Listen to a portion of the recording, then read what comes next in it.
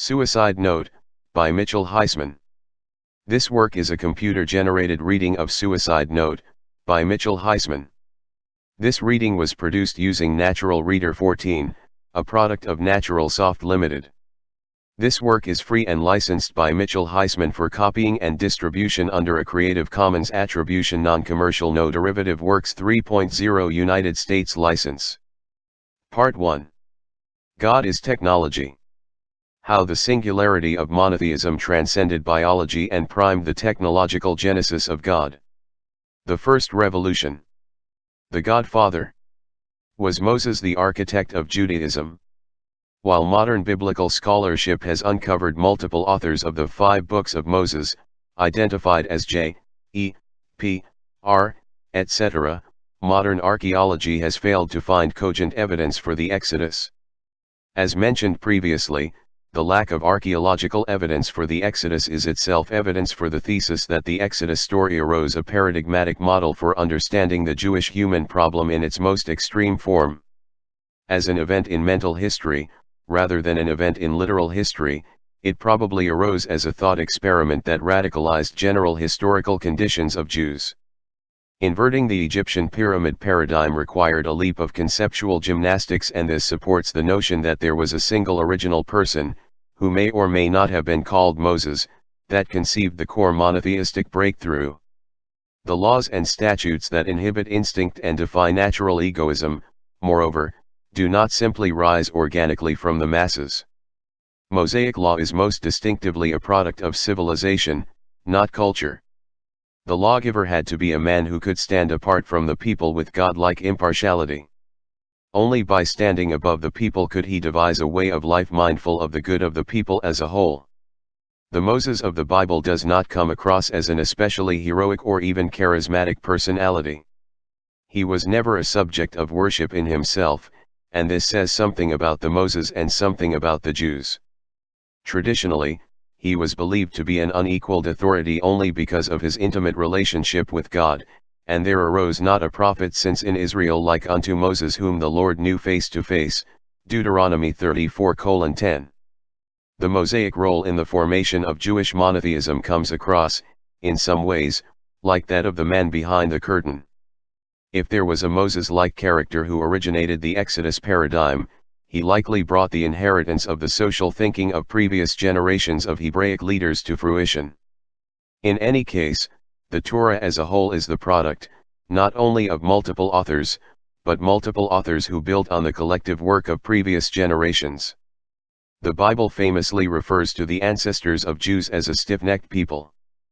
But a people is refractory only from the view of someone who seeks to change or alter their behavior. The genius of the founders of Judaism was revealed in the discovery of a potent, if imperfect, solution to the challenge embodied in the mass of the Jewish people. The solution of Judaism embodies, among other things, a corrective to some innate general tendencies of the Jewish people. Civilization, especially in the form of laws, was used, in effect, as a technology to engineer a viable social order. Genes, or rather, perceived phenotypical behavioral traits, were sometimes augmented and sometimes counteracted, as Judaism's architects saw fit. What is productive for the individual can be a handicap for the people as a whole. Judaism is a civilizational technology that overcame individual and collective handicaps of a people degraded and demoralized by the extreme oppression exemplified by slavery in ancient Egypt. If slavery and Exodus formed opposite paradigms that informed the basic thinking of the inventors of Mosaic law, recovering the roots of Judaism would require rethinking the genesis of Judaism in these paradigmatic terms. The historical existence of Moses will be assumed only paradigmatically here. The Jews most likely to survive the Egyptian system would have been those who maintained a mindset of internal disobedience and distrust of authority, even if acting the part.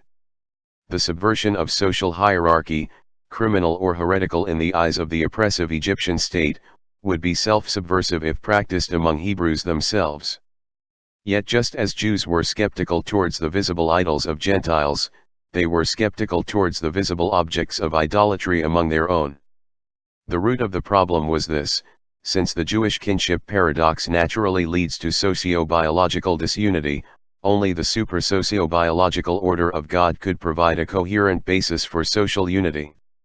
The chosen God of the Jews, then, had to transcend all visible boundaries and limits, and thus be immune to direct skepticism.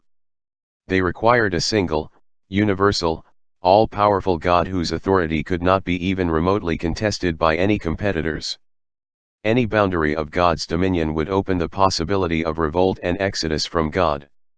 He must be omnipresent, able to see the sins that human authorities cannot see.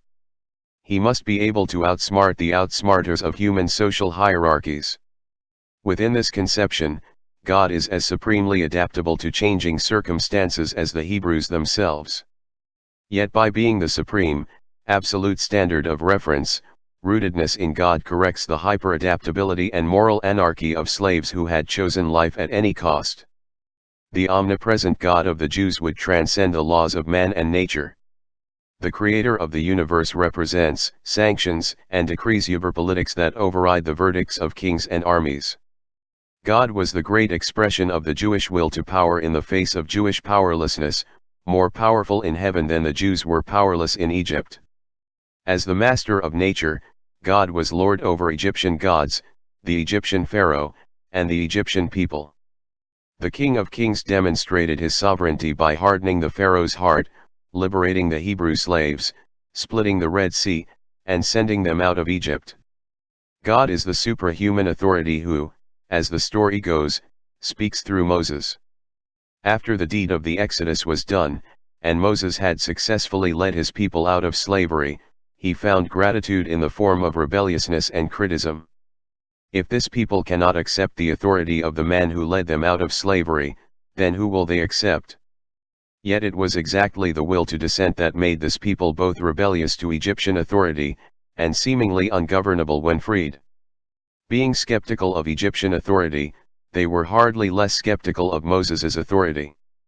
The traumatic experience of slavery ingrained the association of mendacious abuse and overlord, the association of evil and the political. There was only one remaining hope. The only exit from their defenselessness and slavery at the hands of other nations was the possibility of learning another way, a new way. Hope was imperative here, for there was nothing to be gained by the belief that Jews are probably, by nature, incapable of forming a viable communal order. Despite its oppression, Egyptian authority had been an organizing force. Slavery created a basis for a working social order. Without that Egyptian yoke, suspicion of all authority tended towards chaos and disintegration. The submissive slave morality bred by Egyptian oppression was being uprooted by freedom. Moses wanted to regain the social cohesiveness spawned, first by fear of Egyptian authority, and then by struggle against the Egyptian enemy. Yet authority itself had been discredited. A bitterly ingrained tradition of slavery bred distrust of all leaders. The Exodus itself, successful defiance of the most powerful civilization of its time, proved the ultimate frailty of all human authority. God would legitimate what Moses could not.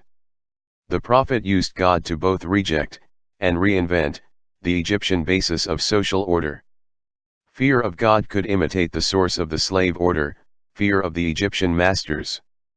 The angry, wrathful tone of God spoke to the Hebrews in a language they could understand from the old regime.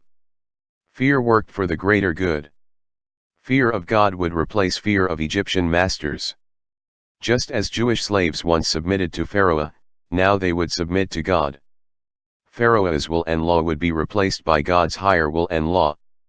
If the holiness or self-worth of the people was achieved through the love of God, then inhibiting socially self-destructive behavior would be achieved through the fear of God. Fear of God could be used to induce Jews to love their neighbor. Love of God could be used to induce Jews to hate ungodly behavior rather than one another. Einstein found it regrettable that this morality was partly coaxed with fear, but without it there probably would not have been an Einstein.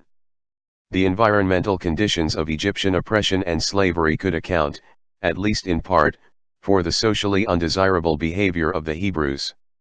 If so, then it followed that altering the environment just as systematically in the opposite direction could regenerate the degenerate. If submitting to the wrath of the Egyptians molded the Hebrews towards one extreme, then submitting to the wrath of God might mold them towards another. If the degradation of Egyptian slavery left this people profoundly demoralized, the laws of God could make this people profoundly remoralized.